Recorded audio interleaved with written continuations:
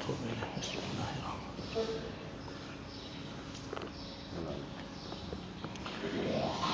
الحمد لله رب العالمين والعاقبة للمتقين والصلاة والسلام على رسوله الكريم وعلى آله وصحبه وأتباعه ومن اتبعهم أجمعين. اعوذ باللہ من الشیطان الرجیم. بسم اللہ الرحمن الرحیم. افی قلوبہم مرض ام ارتابوا ام یخافون ان یحیف اللہ علیہم ورسولہ بل اولئک هم الظالمون. انما کان قول المؤمنین اذا دعوا الى اللہ ورسولہ لیحکم بینہم ان یقولوا سمعنا واطعنا واولئک هم المفلحون. ومن يطع الله ورسوله ويخش الله ويتقه فاولئک هم الفائزون.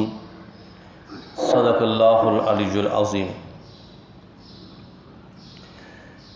کیا ان لوگوں کے دلوں میں بیماری ہے یعنی منافقت ہے، یا یہ لوگ شک کرنے والے ہیں، یا یہ لوگ ڈرتے ہیں اس بات سے کہ اللہ ان پر ظلم کرے گا اور اللہ کا رسول بھی ان پر ظلم کرے گا؟ نہیں، بلکہ یہی لوگ خود ظالم ہیں.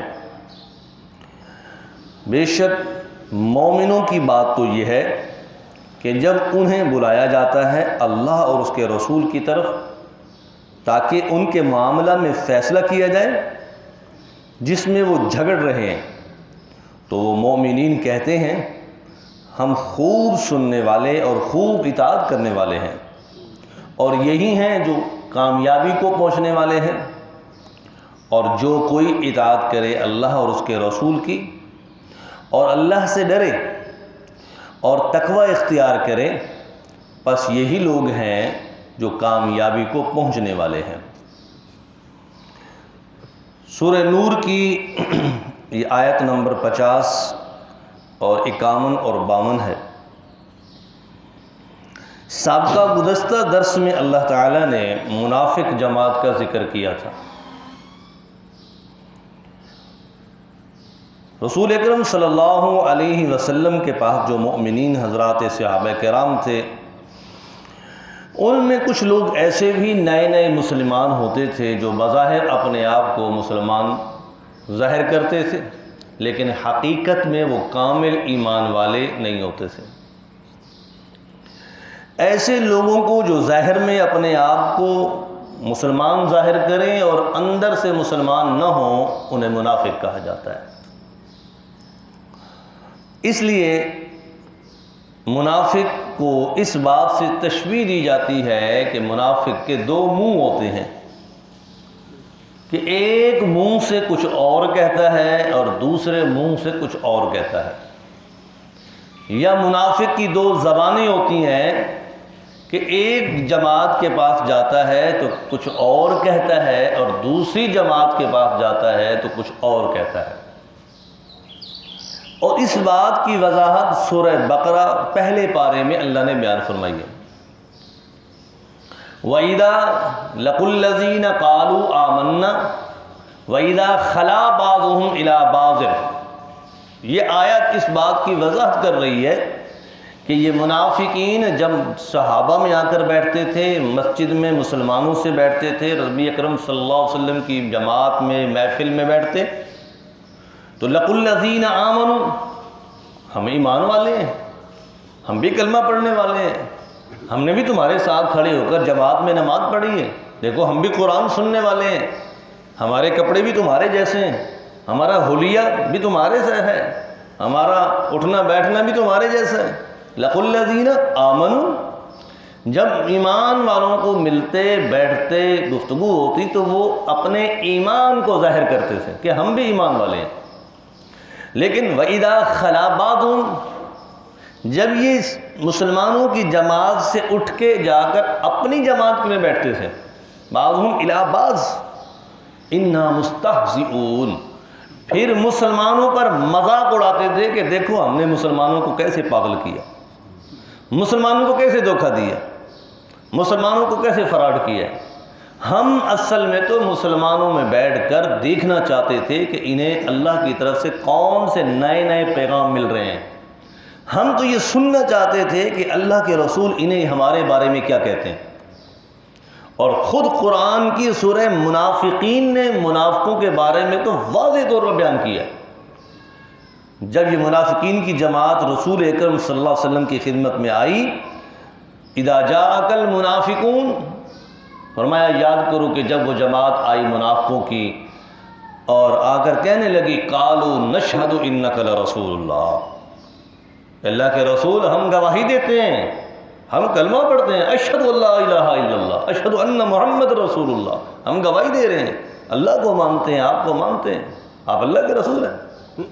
فوراً اللہ نے وحی نازل فرمائی، فوراً جبریل علیہ السلام، فوراً، کوئی دیر نہیں، واللہ یعلم انک لرسول، اے محبوب اللہ کو ان منافقوں کی گواہی کی کوئی ضرورت نہیں ہے، اس بات پر کہ آپ اللہ کے رسول ہیں۔ یہ گواہی تو اللہ بھی دیتا ہے انک لرسول، کہ آپ اللہ کے رسول ہیں۔ اللہ سے بڑھ کر کوئی گواہ نہیں ہے آپ کی رسالت پر، آپ کی نبوت پر، آپ کی شان بیان کرنے میں، آپ کے جمال حسن کو بیان کرنے میں اللہ سے بڑھ کر کوئی بڑا خطیب نہیں ہے، اللہ سے بڑھ کر کوئی بڑا مبلغ نہیں جس نے آپ کی تعریف نہ کی ہو۔ واللہ یشہد انک منافقین، اور یہ جو منافق گواہی دے رہے ہیں یہ جھوٹ ہے، اور اللہ گواہی دیتے ہیں واللہ یشہد ان منافقین لکاذبون، یہ سب کے سب جھوٹے ہیں، یہ منہ کی باتیں کر رہے ہیں۔ اور 15ویں پارے میں اللہ بیان فرماتے ہیں یقولون بافواہہم ما لیس فی قلوبہم، منافق کا حال یہ ہے کہ اندر جو ہوگا وہ کچھ اور ہوگا، منہ پر جو ہوگا وہ کچھ اور ہوگا۔ یقولون بافواہہم، وہ جو کہتے ہیں منہوں سے، ما لیس فی قلوبہم، وہ ان کے دلوں میں نہیں ہوتا۔ منافق دل میں آگ کا انگارہ رکھتا ہے، جو مسلمان کو خوشحالی میں دیکھ کر اسے جلاتا ہے۔ منافق اپنے دل میں ایک آگ کا انگارہ رکھتا ہے، جو مسلمان کو خوشحالی میں دیکھ کر، اچھی حالت میں دیکھ کر، خوشی میں دیکھ کر اسے جلاتا ہے، اور وہ منافق مسلمان کو خوشی میں دیکھ کر صبر نہیں کر سکتا، برداشت نہیں کر سکتا۔ یہی تو وجہ تھی کہ مسجد زرار بنانے کی، کہ منافقین نے جب دیکھا کہ ہمارا دائرہ تنگ ہوتا چلا جا رہا ہے اور ہماری ہر بات کا پتہ چل جاتا ہے، تو ہمیں کچھ ایسا لاہ عمل کرنا چاہیے کہ جس سے پتہ نہ چلے۔ انہوں نے پھر مدینہ سے دور علاقے میں بستی میں ایک مسجد تعمیر کی، مسجد زرار، قرآن نے اس کو مسجد زرار کہا ہے۔ مسجد تعمیر کرنے کا مقصد نماز نہیں تھا، مسجد تعمیر کرنے کا مقصد وہاں کوئی عبادت الہی نہیں تھی، مسجد کو آباد کرنا نہیں تھا، بلکہ جس طرح کوئی ایک دفتر بناتا ہے، میٹنگ روم بناتا ہے، وہ مسجد ظاہری طور پر عمارتاً تو مسجد تھے، لیکن حقیقتاً وہ میٹنگ روم تھا، کہ اس میں بیٹھ کر ہم مسلمانوں کے خلاف پروپیگنڈا کیا کریں گے، مسلمانوں کے خلاف میٹنگیں ہوں گی، سازشیں ہوں گی، اور وہاں پر ساری خبریں جمع کی جائیں گی، اور وہیں سے نئے نئے فتنے کھڑے کیے جائیں گے۔ جب انہوں نے مسجد تعمیر کر لی اور رسول اکرم صلی اللہ علیہ وسلم کی خدمت میں حاضر ہوئے، اللہ کے رسول ہم آپ کے پاس آئے ہیں کہ آپ ہماری مسجد کا افتتاح کرائیں، مسجد بن گئی ہے، اب پہلی نماز آپ پڑھائیں، مسجد میں دعا کرائیں تاکہ ہماری مسجد میں برکت ہو۔ اب رسول اکرم صلی اللہ علیہ وسلم نے ان کی بات کو سن لی۔ ادھر سے اس موقع پر آپ صلی اللہ علیہ وسلم جنگ کی مکمل تیاری کر چکے تھے اور روانگی کا وقت تھا، جنگ پر روانہ ہونے والے تھے۔ جبریل علیہ السلام آئے، فرمایا اللہ کے رسول یہ جو جس مسجد کا افتتاح کرانا چاہتے ہیں، اللہ کو یہ مسجد قبول ہی کوئی نہیں ہے، اللہ کو یہ مسجد پسند ہی کوئی نہیں، کیونکہ مسجد بنانے کی جو ان کی نیت ہے وہ مسجد نہیں ہے، وہ تو اسلام کے خلاف ایک قلعہ بنانا ہے، مسلمانوں کے خلاف فتنہ برداری پیدا کرنا ہے، مسلمانوں کے خلاف، اسلام کے خلاف، قرآن کے خلاف، آپ کے خلاف پروپیگنڈے تیار کرنا ہے۔ اب ان کو آپ کہیں کہ ابھی میں جنگ پہ جا رہا ہوں، واپسی آؤں گا پھر دیکھوں گا، یہ اللہ کا حکم تھا. آپ جنگ پہ چلے گئے, جنگ سے واپسی آئے, پھر یہ لوگ آئے کہ اللہ کے رسول افتتاح کرائیں, تو حضور نے فرمایا ٹھیک ہے. صحابہ کو بھیجا, فرمایا جاؤ مسجد کو آگ لگا دو. یہ تو مسجد ہی نہیں ہے. اس لیے حدیث پاک میں ہے, رسول اکرم صلی اللہ علیہ وسلم نے فرمایا قرب قیامت لوگ مسجدیں بنائیں گے, لیکن مسجدوں کے اندر مسجدوں والے کام نہیں کیے جائیں گے. ہوں گی وہ مسجدیں, لمبے لمبے مینار ہوں گے, خوبصورت ترین زیب و زینت کی جائے گی اور اعلیٰ قسم کی چیزیں ان میں سجائی جائیں گی, لیکن وہ مسجدوں کے اندر مسجدوں کے کام نہیں ہوں گے. پوچھا یا رسول اللہ کیا لوگ نماز پڑھنے نہیں آئیں گے؟ میں آئیں گے. کیا ان میں قرآن نہیں پڑھا جائے گا؟ میں پڑھا جائے گا. کیا ان میں عبادت نہیں ہوگی؟ میں عبادت ہوگی. تو پھر مسجد کے کام نہیں ہوں گے. فرمایا لوگ مسجدوں میں دنیا کی باتیں کریں گے, پھر مسجدوں میں جھگڑا ہوگا آپس میں, پھر مسجدوں کے اندر تنازع بن جائیں گے, مسجدوں کا ادب پامال کر دیا جائے گا, ان کا تقدس ختم کر دیا جائے گا, ان کی تعظیم ختم کر دی جائے گی. لوگ نماز پڑھنے تو آئیں گے لیکن ان کے دل میں مسجد کا تقدس کوئی نہیں ہوگا, ان کے دل میں مسجد کا احترام کوئی نہیں ہوگا, ان کے دل میں مسجد کی تعظیم کوئی نہیں ہوگی. بس وہ اللہ کے ڈر سے سجدہ کرنے کے لیے آیا کریں گے.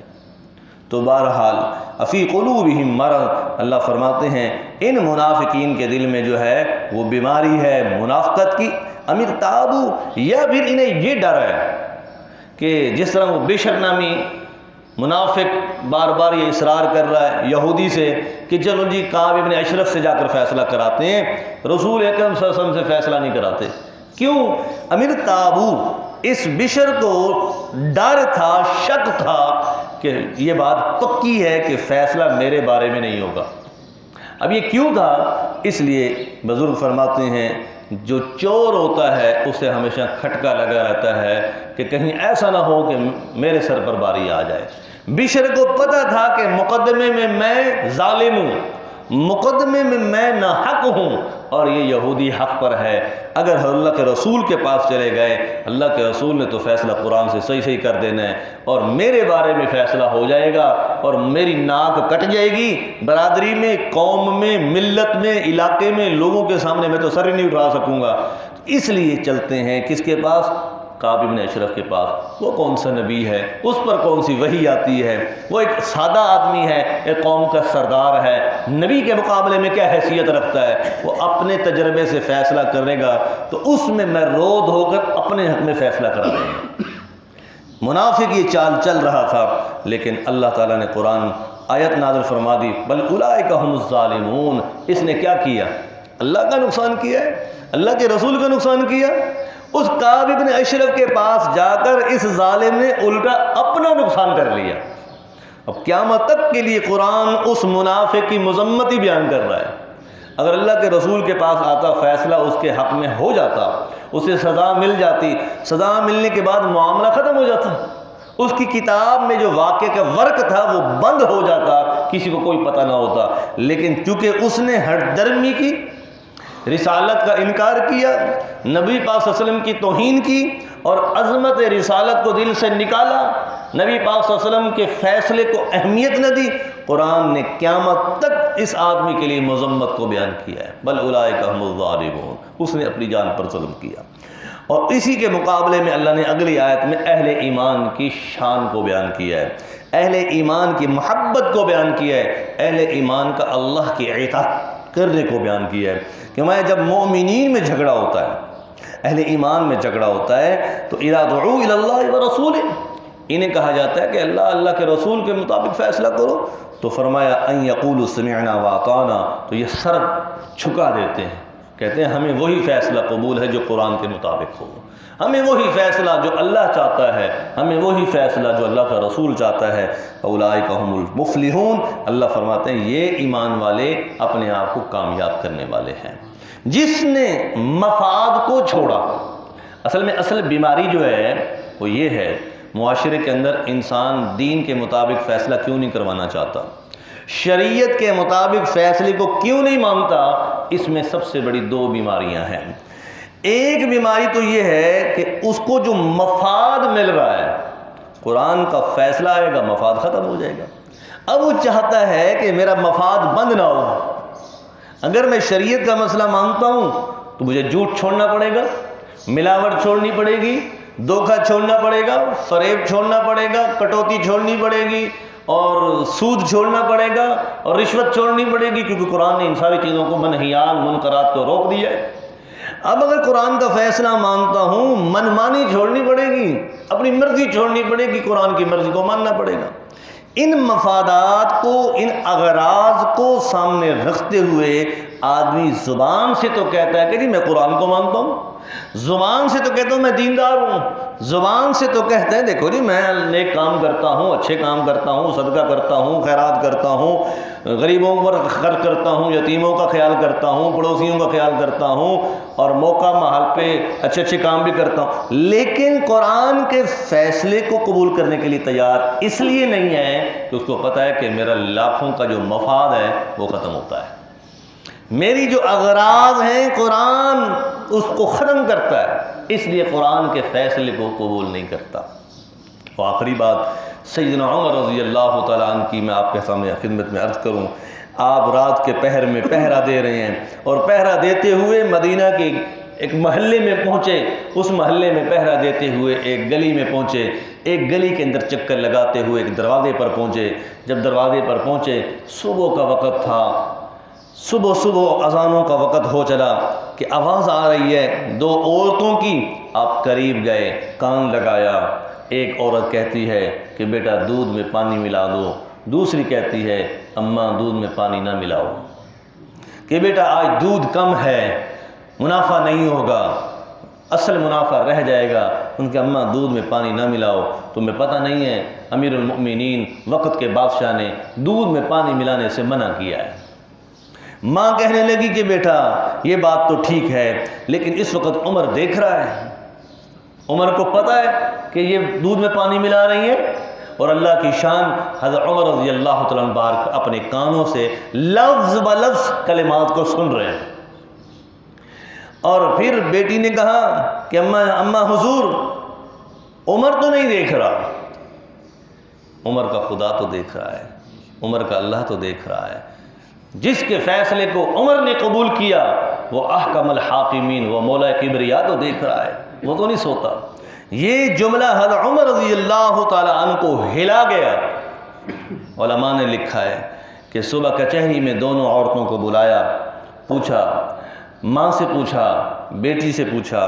ماں نے کہا امیر المومنین میں ملاوٹ کروانا نہیں چاہتی تھی، میں نے کبھی دودھ میں ملاوٹ نہیں کی اور نہ ہی میں ملاوٹ کرانا چاہتی تھی، میں صرف اپنی بیٹی کا تقوی دیکھنا چاہتی تھی کہ میری بیٹی پانی ملاتی ہے کہ نہیں، میں نے جو اس کی تربیت دین کے مطابق کی ہے، اس کو شریعت کے مطابق تربیت دی، میں دیکھنا چاہتی تھی کہ میری بیٹی پانی ملاتی ہے کہ نہیں۔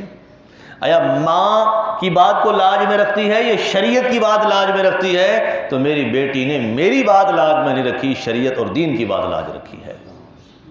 حضرت عمر رضی اللہ عنہ اس بات سے اتنا خوش ہوئے، پھر حضرت عمر رضی اللہ تعالیٰ عنہ نے اس بچی کا رشتہ اپنے بیٹے عبداللہ کے لیے قبول کیا اور اسے اپنی بہو بنایا، اور پھر اس بچی سے عبداللہ رضی اللہ تعالیٰ عنہ سے آگے جو اولاد پیدا ہوئی وہ قرآن کی ساری حافظ اور حدیث کی حافظ حدیث تھی۔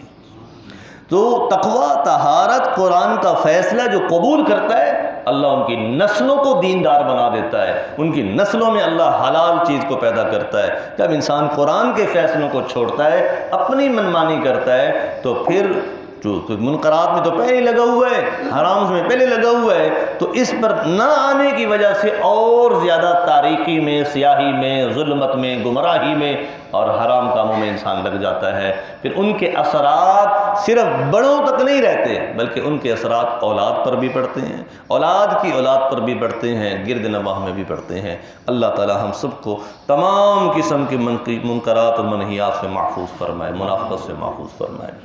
الحمدللہ رب العالمین والعاقبۃ للمتقین والصلاة والسلام علی نبی الکریم وعلی آلہ وصحبہ وبارک وسلم۔ ربنا آتنا فی الدنیا حسنہ وفی الآخرۃ حسنہ وقنا عذاب النار۔ ربنا افرض علینا صبرا وتوفنا مع المسلمین۔ اللہم انک عفو تحب کریم تحب العفو فاعف عنا یا کریم۔ استغفر اللہ العلی العظیم ونتوب الیہ۔